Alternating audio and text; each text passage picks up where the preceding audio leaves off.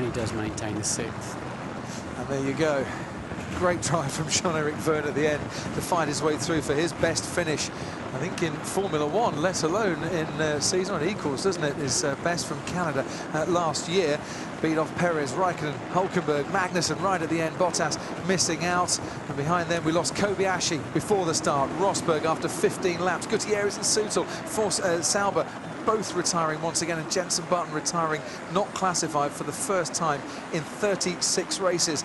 Max Chilton classified last, the only man that was lapped in the end. Lapped, of course, by that man, his fellow British driver, Lewis Hamilton. And applause from the airline stewardesses lining the corridor. I would imagine those scales reading a little bit lighter for the drivers than they were 2 hours ago. We lose around about 2.5 kilos of fluid in this race. Let's see if they've got any energy to change. It's going to be like 1 lap short. No. Just right at the end they said look out for the road. You guys have to do the race. I guess you were chilling anyways at the end. At that point I was chilling because I had... Of course, fresh tyres. Fresh tyres, exactly.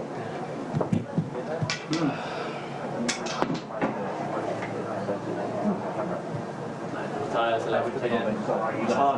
Last 7 laps. How did you keep them behind?